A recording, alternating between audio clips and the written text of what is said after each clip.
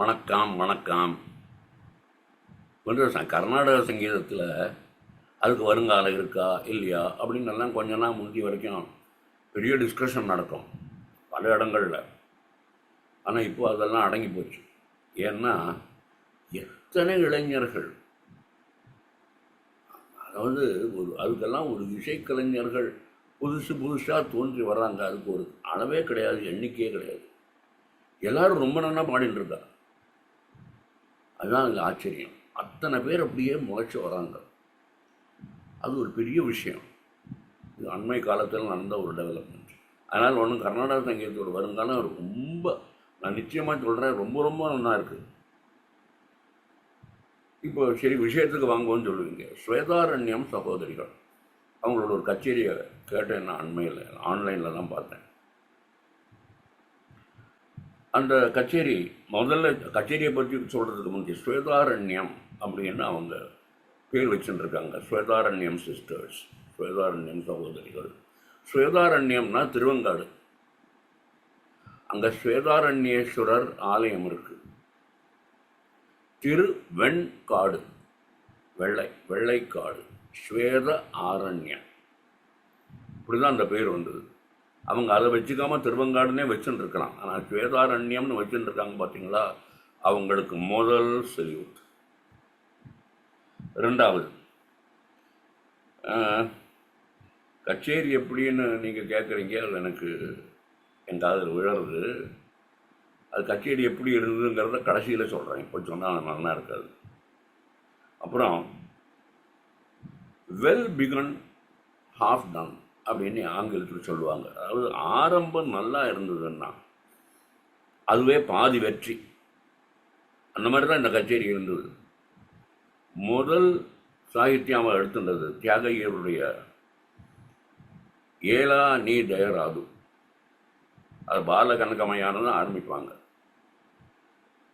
அந்த அட்டான ராகமே எப்படின்னா அப்படி துள்ளி குதிச்சுண்டு வரும். அந்த ராகம் சும்மா ஒரு குதிரை மேலே ஏறி நடக்கிற மாதிரி அப்படி இருக்கும் அந்த ராகம். அந்த ராகத்தில் இந்த பாட்டு எடுத்திருந்தாங்க. இந்த பாட்டு எப்படின்னா, தியாக பிரம்மம் ராமருடைய தரிசனம் கிடைச்ச பிறகு இந்த ராமரை வர்ணித்து அவருடைய அழகு, அவருடைய குணாதிசயங்கள் எல்லாத்தையும் வர்ணித்து அவர் புனைஞ்ச ஒரு பாடல். ரொம்ப அழகான பாடல். அதை முதல் எடுத்தாங்க. அது எடுப்பிலேயே கச்சேரி எப்படி இருக்கும்னு நமக்கு தெரிஞ்சு போச்சு. அது டாக்டர் நித்யாவும் சரி, டாக்டர் வித்யாவும் சரி, அதுதான் அவங்க பேர். அவங்க ரொம்ப நல்லா அதை எடுத்துன்னு பாடினாங்க. அது சந்தேகமே கிடையாது. இந்த பாட்டுக்கு முதல்ல ஒரு சபாஷ் கொடுத்துருவோம். அடுத்தது தீட்சிதரோட பாட்டு. அது சூரியமூர்த்தே அப்படின்னு ஒரு பாட்டு. நவக்கிரக கீர்த்தனைகளில் முதல். நவக்கிரக கீர்த்தனைகளே ரொம்ப சக்தி வாய்ந்த மந்திரங்கள் அடங்கிய பாடல்கள். அதை பாடலைன்னா கூட அதை சொன்னாலே போகிறோம். நமக்கு இருக்கக்கூடிய துன்பங்கள், நமக்கு இருக்கக்கூடிய வியாதிகள் எல்லாமே குணமாகிடும். சூரியமூர்த்தே அதுதான் ஆரம்பிக்கிறார் அவர். அது சௌராஷ்டிரத்தில் ஒரு அழகான ராகத்தை அவர் தேர்ந்தெடுத்து சௌராஷ்டிரத்தில் அதை ஆரம்பித்து அதை பண்ணியிருக்கார். ரொம்ப நல்ல ஒரு பாடல். அதை அவங்க எடுத்துட்டாங்க. தீட்சிதர் கிருதியை ரொம்ப நல்லா கையாண்டா. ஆனால் என்னடா இவன் ஆனா போடுறாங்கன்னே அப்படின்னு நினைக்காதீங்க, ஒன்றும் பயப்பட வேண்டாம். ஆனால் இன்னும் கொஞ்சம் ஒரு அழுத்தம் இருந்ததுன்னா அந்த கிருதி இன்னும் பரிமளிச்சிருக்கு. தீட்சிதர் கிருதிக்கு எல்லாமே ரொம்ப முக்கியமானது உச்சரிப்பும் அழுத்தமும். அது ரெண்டும் ரொம்ப முக்கியம். அதுக்காக என்ன பண்ணலான்னு டிகேஜே இவங்களுடைய பழைய கச்சேரி ரெக்கார்டிங் நிறைய இருக்குது. அதை கேட்டுகிட்டே இருக்கணும்.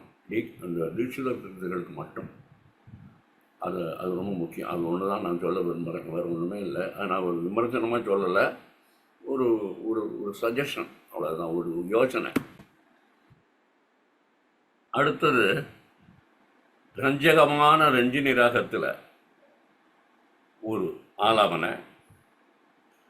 அதுக்கு பிறகு ஒரு அழகான கீர்த்தனை பாடினாங்க பாருங்க. இது வரைக்கும் நான் அது கேட்டதே இல்லை. மைசூர் வாசுதேவாச்சாரனுடைய ஒரு சாகித்யம். அது ஆஞ்சநேயர் மேலே எழுதியிருக்கார். அந்த பாட்டை அவர் ஆஞ்சநேயர் மேலே ரஞ்சனி ராகத்தில் அந்த அஞ்சலி புத்திரனை அவர் அவர் அவர் நமஸ்காரம் பண்ணி அவர் வணங்கி அந்த பாட்டு எழுதியிருக்கார் அவர். அது ஒரு அழகான பாட்டு.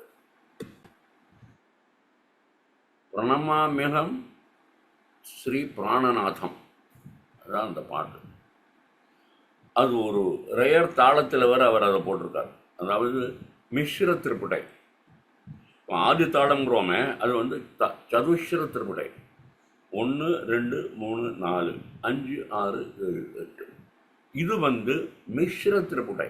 விரல்கள் இது போட்டதுக்கப்புறம் 6 வரணும். அதாவது மொத்தம் 7 + 4 11. அதாவது 1 2 3 4 5 6 7 8 9 10 11. இதில் ஒரு விரல் அங்கெங்கே பாடும்போது நாம் ராகத்தில் நம்மளையே மறந்து ராகத்திலேயே ஈடுபட்டு இருந்தோம், சாகித்யத்திலே ஈடுபட்டு இருந்தோம்னாக்கா ஒரு விரல் மிஸ் ஆச்சுன்னா போச்சு, எல்லாமே போச்சு. அதுதான் இந்த தாளங்கள்லாம் ரொம்ப கேர்ஃபுல்லாக பாடணும். அது ரொம்ப அழகாக பாடினாங்க, சந்தேகமே கிடையாது. ரொம்ப நல்லா பாடினாங்க. இதுக்கு இன்னொரு காரணம் இருக்குது. இவங்களுக்கு இதை கற்றுக் கொடுத்தது மகாவித்வான் ஆர்கே ஸ்ரீகண்டன் அப்படின்னு அவங்க அதை அறிவித்தாங்க, மைக்கிலே சொன்னாங்க. அதுதான் காரணம். ஒரு ரயர் கீர்த்தனம் அது ஆர்கே ஸ்ரீகண்டன் சாரே இவங்களுக்கு கற்றுக் கொடுத்துருக்காரு. இதை விட இவங்களுக்கு என்ன வேறு பாக்கியம் வேணும்? அதை கேட்குற பாக்கியம் எனக்கும் கிடச்சிது, அது உங்களுக்கும் கிடைக்கும். ஏன்னா நான் அந்த இதனுடைய லிங்க்கை யூடியூப் லிங்கை இதில் என்னுடைய டிஸ்கிரிப்ஷனில் போடலான்னு பார்க்குறேன், ட்ரை பண்ணுறேன். அது வருமா வராதா தெரியாது. இல்லைன்னா நீங்கள் இந்த பரிவாதினி மியூசிக் அவங்களுடைய யூடியூப்பில் தான் இது இருக்குது. நாத இன்பம் அவங்க இது ஆதரவில் தான் இதில் நடந்திருக்கு. நீங்கள் அதை பார்த்தா கூட உங்களுக்கு அதை ஈஸியாக அந்த பாடலில் நீங்கள் பிடிச்சிடலாம். நீங்கள் கேளுங்க, இந்த பாடல் ரொம்ப கேட்க வேண்டிய ஒரு பாட்டு. கச்சேரியே கேளுங்க, இந்த பாட்டு கண்டிப்பாக நீங்கள் கேட்க வேண்டிய ஒரு பாட்டு. இந்த யூடியூப்னும் போது இன்னொரு ஞாபகம் எனக்கு வருது. அதாவது முந்தியெல்லாம் யார் பாடினாலுமே சபாக்கள் ரொம்ப ஒழியும். இப்போ யூடியூப் எல்லாம் கிடையாது, டிவி எல்லாம் கிடையாது, ஆன்லைனே கிடையாது, இன்டர்நெட்டே கிடையாது. அந்த காலத்தை சொல்கிறேன். எந்த சவானாலும் ஒரு கோவில் கச்சேரின்னா கூட ஃபுல்லாக இருக்கும், எல்லோரும் உட்காந்து கேட்டுருப்பாங்க. இந்த யூடியூப் எல்லாம் வந்ததுக்கு பிறகு கச்சேரியை நேரம் பார்க்குற ஆடியன்ஸ் ரொம்ப குறைஞ்சி போச்சு. ரொம்ப வருந்தக்கூடிய ஒரு விஷயம். அது நம்ம சொல்லி ஆகணும். அது ஆனால் ஒன்றும் பண்ண முடியாது. புதுசாக ஒன்று வரும்போது இதெல்லாம் கூடத்தான் வரும். இதெல்லாம் அட்டெண்டன்ட் ப்ராப்ளம்ஸ், அதோடைய உடன் பிறந்த சில பிரச்சனைகள். அதை நாம் ஒன்றுமே பண்ண முடியாது. அதோடு தான் இனிமேல் நாம் வாழ வேண்டியிருக்கு, அவ்வளவுதான்.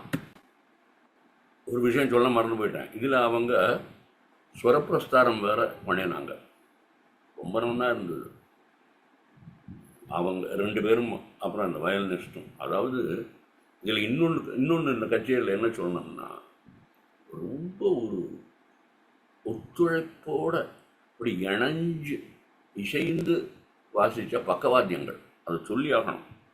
அவங்க அதுக்கு ரொம்ப அவங்க கொடுத்து வச்சுருக்காங்க. प्रणमाम्यहं श्रीप्राणनाथं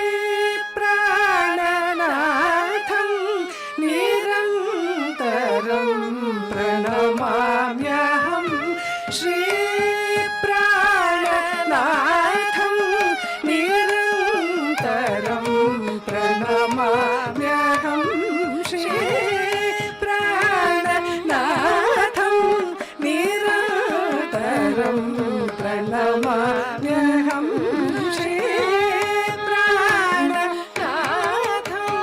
निरन्तरं प्रणतजनाभीष्ट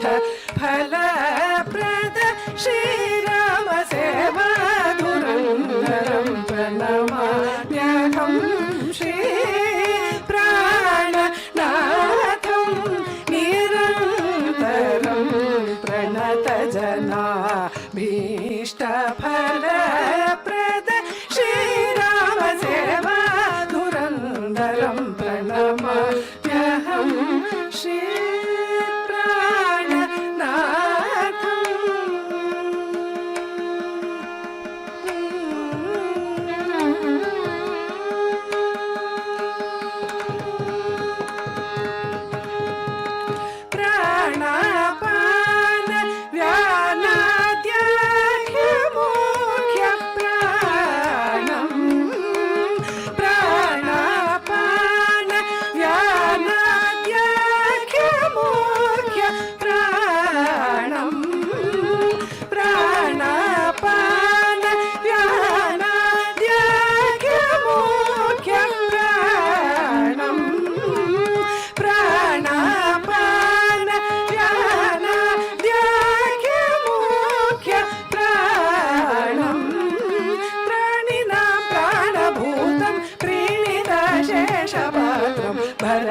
भरद्वाजादिविनुत भारती कलत्रं प्रणमाम्यहं श्री प्राणनाथं प्राणापान व्यानाद्याख्यमुख्य प्राणं प्राणिनां प्राणभूतं प्रीणितशेषपात्रं भरद्वाजादिविनुत भारती कलत्रं प्रणमाम्यहं श्री प्राणनाथं निरन्तरं प्रणतजना भीष्टफलप्रद श्रीराम सेवा धुरन्धरं प्रणमाम्यहं श्री प्राणनाथं.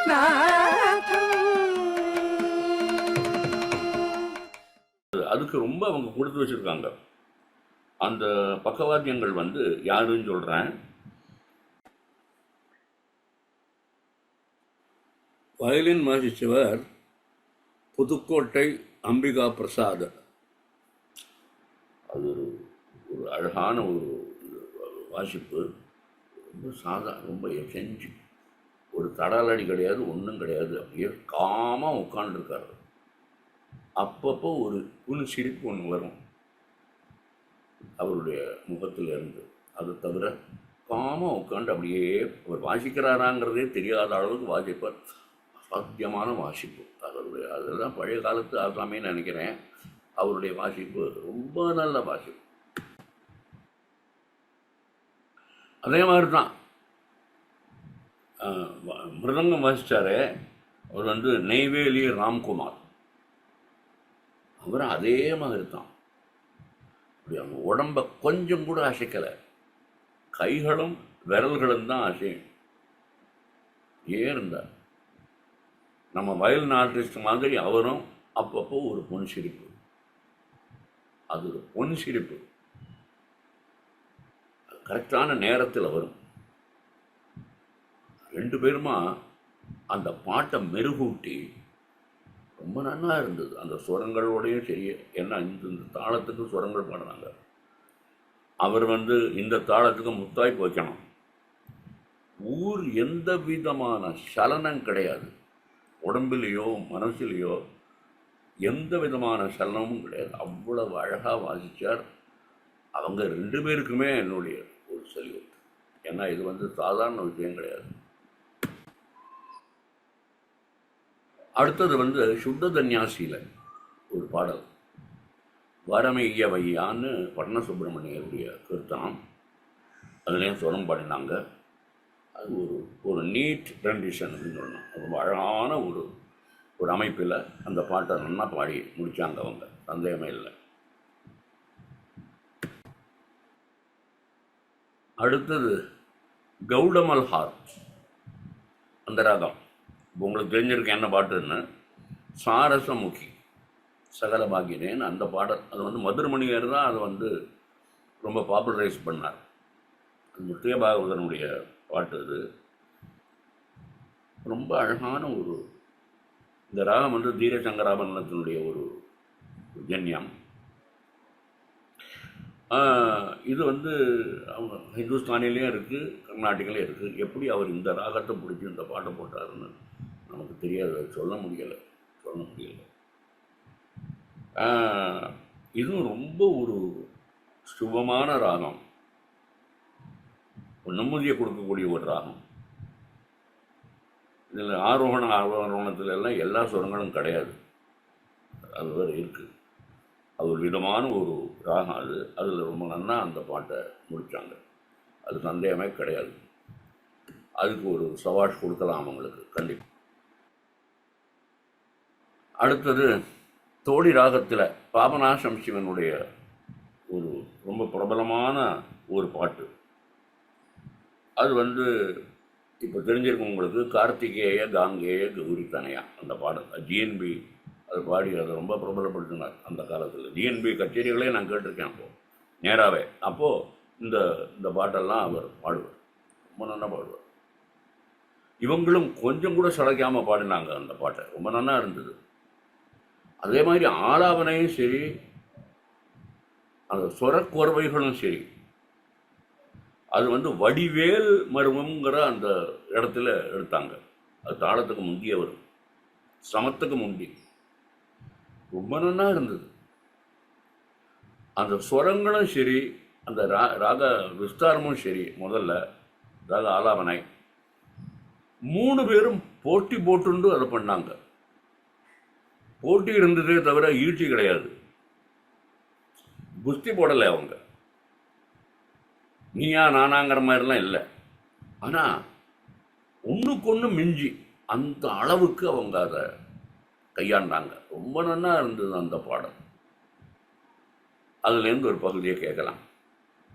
வடிவேல் மருவும் அமல கரகமல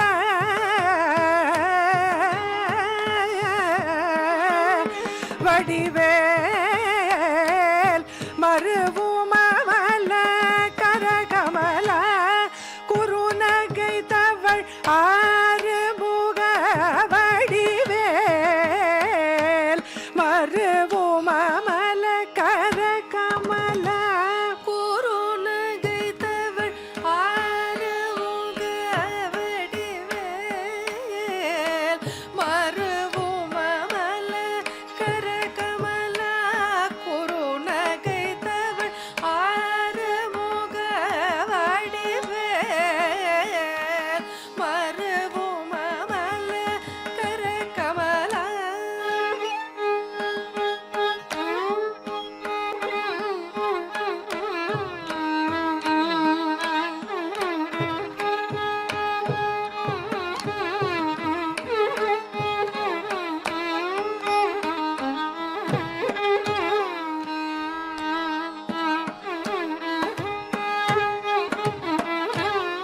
குறுநகை தவள் ஆறுமுக வடிவேல்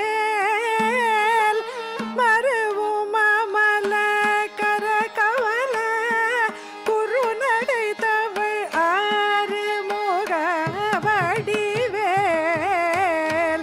மருவும் அமல கரகமல குறுநகை தவள் ஆறுமுக வடிவேல் மருவும் அமல கரகமல குறுநகை தவள் ஆறுமுக வடிவேல் மருவும் அமல கரகமல.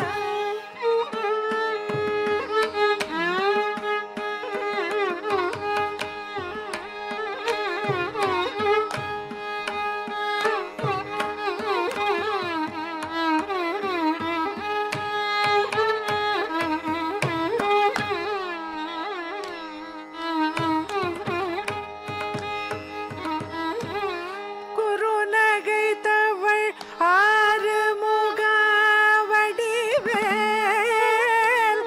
மருவும் அமல கரகமல குறுநகை தவள் ஆறுமுக வடிவேல்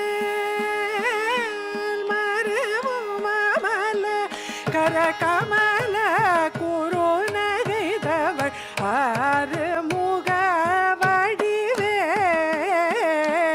மருவும் விதூஷிகள் நித்யா, வித்யா 2 பேரும் என்ன சொல்கிறாங்கன்னு பார்ப்போம். நமஸ்காரம். நாங்கள் Swetharanyam sisters, Carnatic vocal musicians. என் பேர் டாக்டர் நித்யா, இவா என்னோட தங்க டாக்டர் வித்யா. நாங்கள் கர்நாடக சங்கீதத்தை ப்ரொஃபஷ்னலாக எடுத்துக்கிறதுக்கு உண்டான மூல காரணம் எங்களுடைய பேரண்ட்ஸ் ஸ்ரீ எல் ரங்கநாதன் மற்றும் ஸ்ரீமதி ராஜலக்ஷ்மி ரங்கநாதன். இவா 2 பேருமே ரொம்ப நல்லா பாடுவா. My father had the good fortune of learning the mridangam from 2 great doyens, Kumbakonam Sri Rajappaiyar and Umayalpuram doctor K Sivaraman. இது மட்டும் அல்லாமல் அப்பாவுக்கு வந்து ரொம்ப பெரிய மகா வித்வான்களுடைய ரொம்ப க்ளோஸாக பழகிறதுக்கு உண்டான ஒரு பாக்கியம் கிடச்சிதுன்னு தான் சொல்லணும். He has been associated and he has moved closely with the greatest of artist like Maduramani Iyer, Semmangudi Srinivas Iyer, MS Subbulakshmi amma, Lalgudi Jayaraman sir, flute Ramani sir, Trivandrum Venkatraman sir, இந்த மாதிரி நிறைய பேர் கூட அவர் ரொம்ப க்ளோஸாக பழகியிருக்கார்.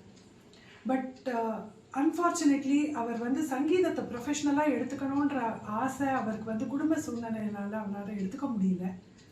ஸோ எங்களுக்கு வந்து அந்த கர்நாடிக் மியூசிக்கில் ஒரு ஈடுபாடு இருக்கிறத ரொம்ப சின்ன வயசுலேயே எங்கள் அம்மா அப்பா 2 பேருமே identify பண்ணினதுனால they put us to the best gurus.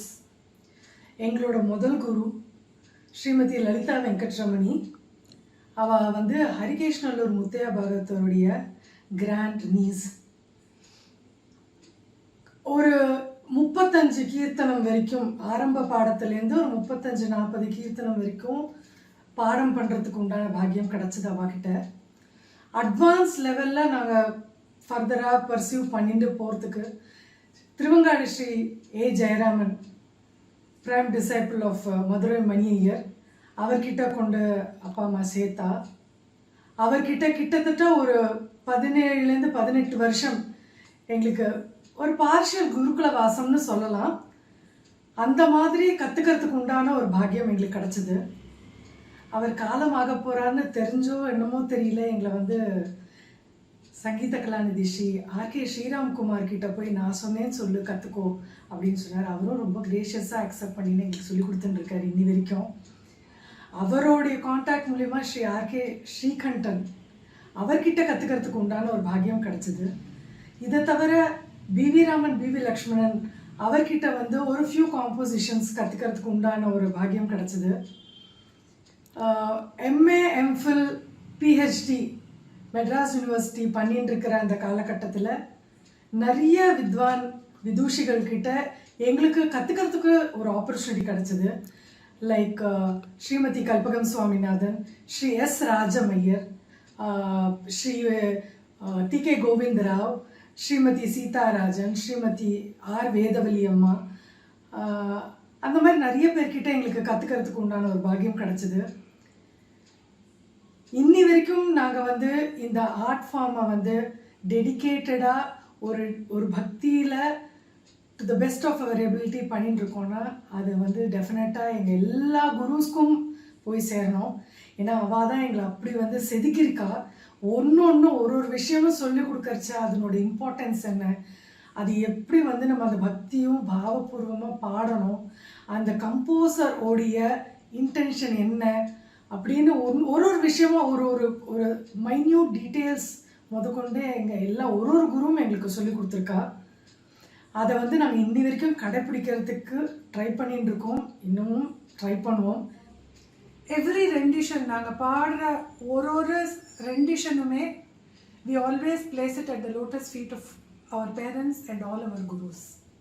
Thank you.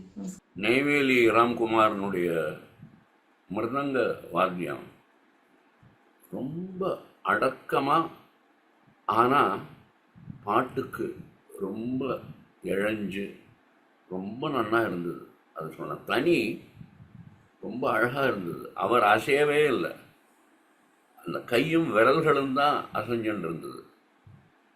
அது ரொம்ப பார்க்கறதுக்கு நல்லா இருந்தது. நல்லா அவர் வாசித்தார். அந்த கடைசியில் அவர் வாசித்த போர்வை ரொம்ப பிரமாதம், அது சொல்லாமல் இருக்க முடியாது. 2 பக்கவாத்தியக்காரன் அந்த கலைஞர்களும் இந்த கச்சேரியை ரொம்ப அதிகமாகவே மெருகூட்டினாங்க. அது ரொம்ப முக்கியம். கொஞ்சம் கூட இடைஞ்சல் பண்ணாமல் கச்சேரியை ஒரு என்ரிச் அப்படிம்பாங்க, அது பண்ணினாங்க அவங்க. அது அது ரொம்ப நல்லா இருந்தது. இந்த தோழியினுடைய அழகை வர்ணிக்கிற போக்கில் நான் வந்து அதுக்கு முந்தைய அவங்க ஒரு சின்ன பாட்டு பாடினாங்க. அது சின்ன பாட்டு இல்லை, ஒரு பெரிய பாட்டு தான். ஷியாமா சாஸ்திரியினுடைய எதுகுல காம்போஜி ஸ்வரஜொலி நன்னாவே பாடினாங்க. ஸ்வரங்கள்னு கரெக்டாக அங்கங்கே நின்றுது. அடுத்தாப்புல பெஹாகில் கோபாலகிருஷ்ண பாரதியோடைய பாடலை பாடினாங்க. ஆளும் சிதம்பரமும் அது வந்து அதுவும் அனதர் நீட் ரெண்டிங் ரொம்ப நன்னா பெஹாக கையாண்டாங்க. அது சந்தேகமே கிடையாது. அடுத்த 2 பாடல்களோட, ஏன்னா நான் துக்கடாக்கள்னு சொல்ல மாட்டேன், 2 பாடல்களோட அவங்க இந்த அருமையான கச்சேரியை நிறைவுபடுத்தினாங்க. முதல்ல அவங்க என்ன பண்ணாங்கன்னா, இவங்க குரு திருவங்காடு ஜெயராமன் சார், அவர் வந்து மெட்டமைச்ச ஒரு ஐயப்பன் பற்றின அது வந்து ஒரு மகளி மாதிரின்னு சொல்ல முடியாது, காவடி சிந்து அந்த அந்த அந்த அந்த ஸ்டைலில். அது வந்து நட்டபைரவி இருந்தது அதில், அப்புறம் மாண்டு, அதுக்கப்புறம் ஹம்சானந்தி, இந்த 3 ராகமாக ரொம்ப நல்லா அவர் பண்ணியிருக்கார். அது கேட்க வேண்டிய ஒரு பாடல். அதுக்கப்புறம் அந்த ரொம்ப பாப்புலராக இருக்கக்கூடிய செஞ்சுருட்டி திறனா தானா தீந்த திறனான்னு வருவேன், செஞ்சுருட்டியில் அந்த தில்லானா, அதோடு அவங்க கச்சேரி நிறைவு பண்ணாங்க. ரொம்ப நல்ல ஃப்யூச்சர் இருக்குது அவங்களுக்கு, வருங்காலம் ரொம்ப பிரகாசமான வருங்காலம். ரொம்ப நமஸ்காரம்.